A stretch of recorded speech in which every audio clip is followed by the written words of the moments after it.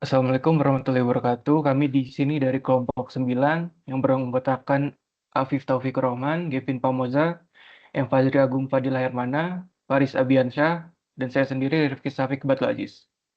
Di sini kami akan memaparkan materi application layer dan perbandingan penggunaan TCP dan UDP dalam komunikasi real time.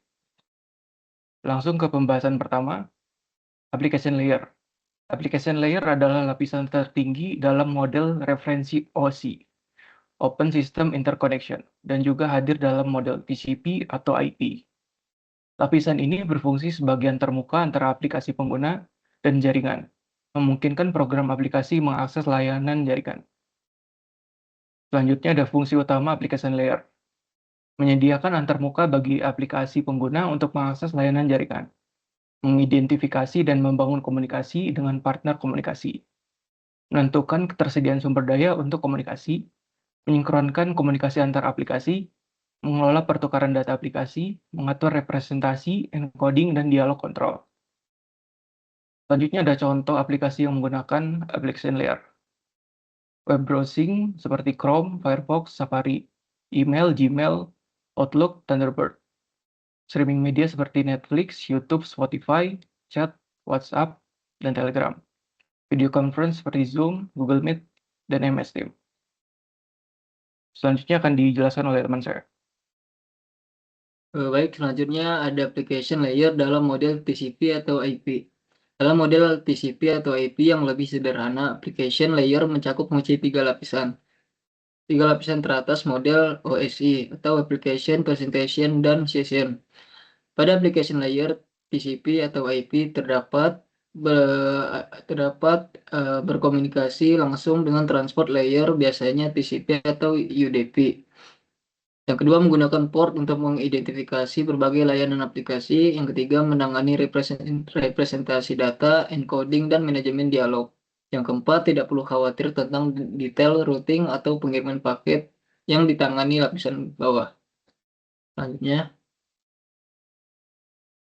ada protokol utama dalam application layer.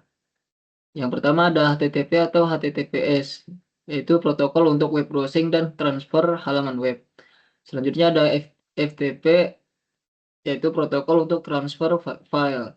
Yang selanjutnya ada SMTP, yaitu protokol untuk pengiriman email.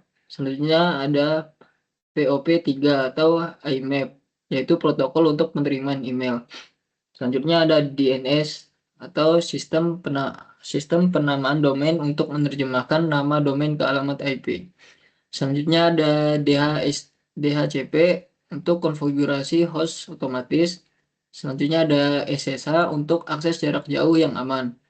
Selanjutnya ada Telnet, yaitu untuk akses jarak jauh yang tidak aman. Selanjutnya ada SNMP untuk manajemen jaringan. Selanjutnya akan dijelaskan teman saya. Berikut perbedaan klien, server, dan peer-to-peer atau P2P. Yang pertama, klien server, yaitu terdiri dari struktur dari dua jenis entitas utama, yaitu klien dan server. Fungsinya, klien meminta layanan atau sumber daya dari server, sedangkan server menyediakan layanan atau sumber daya tersebut. Karakteristiknya yaitu komunikasi bersifat hierarkis, di mana server berperan sebagai pusat yang mengelola dan menyediakan sumber daya kepada klien. Contohnya yaitu situs dan email. Selanjutnya, peer-to-peer. Strukturnya tidak ada perbedaan jelas antara klien dan server. Setiap perangkat dalam jaringan dapat bertindak sebagai klien dan sekaligus sebagai server. Fungsinya yaitu setiap perangkat dapat berbagi sumber daya langsung satu sama lain tanpa perlu server pusat. Karakteristiknya komunikasi bersifat desentralisasi, di mana setiap node dalam jaringan memiliki kemampuan yang sama untuk berkontribusi atau mengakses sumber daya. Contohnya itu Skype dan Bitcoin. Selanjutnya akan dijelaskan oleh teman saya.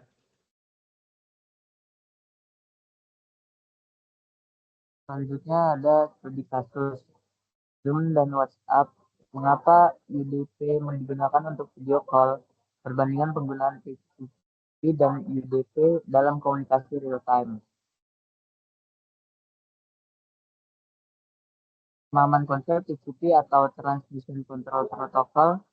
Pertama, memastikan data sampai dengan benar menggunakan acknowledgement.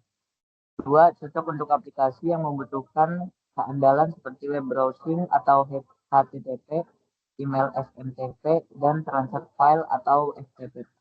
Tiga, kekurangannya lebih lambat karena memerlukan proses handshake dan acknowledgement. Lanjut. Yang kedua, UDP, User Datagram Protocol. Ada 3 poin. Yang pertama, tidak memastikan data sampai dengan benar, tidak ada acknowledgement.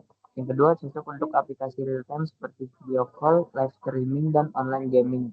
Dan yang terakhir, kekurangannya data bisa hilang atau tidak terurut.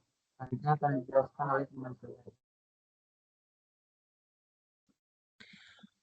Sini saya akan menjelaskan mengapa Zoom dan WhatsApp menggunakan UDP. Yang pertama, ada kecepatan. Video call membutuhkan kecepatan tinggi untuk mengurangi latensi atau penundaan. Yang kedua, toleransi terhadap kehilangan data. Beberapa paket yang hilang tidak terlalu mempengaruhi kualitas video atau audio. Yang ketiga, ada real-time communication. UDP lebih cocok untuk aplikasi yang membutuhkan komunikasi real-time. Kapan TCP digunakan? Jika kendala lebih penting daripada kecepatan, seperti dalam transfer file atau email. Selanjutnya, analisis traffic HTTP dengan Wireshark. Observasi yaitu ada saat menggunakan Zoom atau WhatsApp call, Wireshark akan menangkap paket UDP yang digunakan untuk mengirim data video dan audio. Pola umum yaitu ada 2 UDP digunakan untuk mengirim paket video dan audio secara real time. Yang kedua, tidak ada acknowledgement atau retransmission seperti pada TCP. Selanjutnya ada contoh traffic. Yang pertama ada paket UDP dengan port tujuan yang tinggi, misalnya port 50.000 sampai 60.000 untuk video call. Yang kedua tidak ada handshake seperti pada TCP, tidak ada SCN, ACK, dan VPN. Selanjutnya ada hubungan dengan application layer. Yang pertama ada UDP adalah protokol transport yang digunakan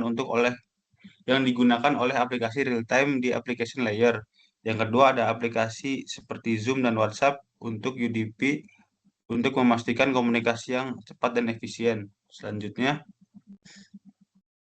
analisis traffic HTTP dengan Wireshark. Yang pertama ada observasi dan data HTTP, yaitu Wireshark juga dapat menangkap HTTP traffic jika aplikasi menggunakan HTTP untuk signaling, misalnya untuk mengatur panggilan. Selanjutnya ada pola umum dalam traffic HTTP. HTTP request get post diikuti oleh HTTP response 200 OK 404 not found. Selanjutnya ada contoh HTTP. Contoh HTTP request untuk mengunduh metadata panggilan atau mengirim pesan teks. Selanjutnya ada hubungan application layer. HTTP adalah protokol application layer yang digunakan untuk signaling atau transfer data tambahan dalam aplikasi video call. Selanjutnya ada hubungan data application layer. Yang pertama ada UDP adalah protokol transport yang digunakan oleh aplikasi real time di application layer. Yang kedua ada aplikasi seperti Zoom dan WhatsApp digunakan untuk WhatsApp menggunakan UDP untuk memastikan komunikasi yang cepat dan efisien. Selanjutnya, kesimpulan. Poin utama UDP digunakan dalam Zoom dan WhatsApp call karena kecepatan dan toleransi terhadap kehilangan data. Yang kedua ada TCP lebih cocok untuk aplikasi yang membutuhkan keandalan seperti transfer file atau email. Yang ketiga ada Wireshark dapat digunakan untuk menganalisis traffic UDP dan HTTP dalam aplikasi video call. Dampak application layer pada performa jaringan dan user experience. Yang pertama, ada protokol seperti UDP meningkatkan kecepatan dan mengurangi latensi dalam komunikasi real time. Yang kedua, ada HTTP digunakan untuk signaling atau transfer data tambahan dalam aplikasi video call. Sekian dari kelompok kami, kurang lebihnya mohon maaf. Wassalamualaikum warahmatullahi wabarakatuh.